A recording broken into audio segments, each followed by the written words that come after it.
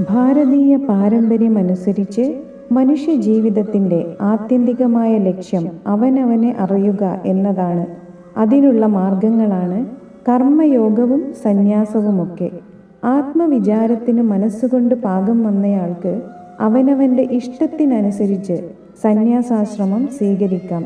എന്നാൽ സമൂഹത്തിലെ മിക്ക ആളുകൾക്കും അതിനനുസരിച്ച പക്വത ഇല്ലാത്തവരാണ്.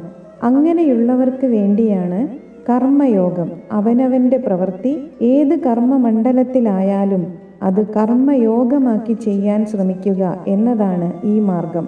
അതായത് പ്രവൃത്തിയിൽ പൂർണ്ണ ശ്രദ്ധയോടെ, അർപ്പണ മനോഭാവത്തോടെ, ഫലത്തെക്കുറിച്ച് ചിന്തിച്ച് വ്യാകുലപ്പെടാതെ ചെയ്യേണ്ടത് ചെയ്യേണ്ട സമയത്ത് ചെയ്യേണ്ടതുപോലെ ചെയ്യുക. ഫലം എന്തുമാവാം എന്ന പൂർണ്ണ ബോധ്യത്തോടെ അതിനെ സ്വീകരിക്കാൻ തയ്യാറാവുക. അങ്ങനെ സ്വന്തം കർമ്മം ചെയ്യുന്നതിനെയാണ് കർമ്മയോഗമായി പറയപ്പെടുന്നത്.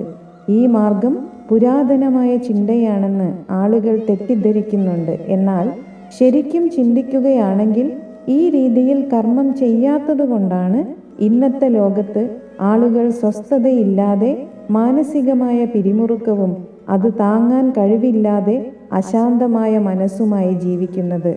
ലോകസുഖങ്ങൾ എല്ലാം നേടിയെടുക്കാൻ സാധിച്ചാലും മനസ്സിന് സമാധാനം നൽകുന്ന ഈ മാർഗം പരിശീലിച്ചില്ലെങ്കിൽ നമുക്ക് ജീവിതത്തിൽ ശാന്തിയും സമാധാനവും ഉണ്ടാവുകയില്ല.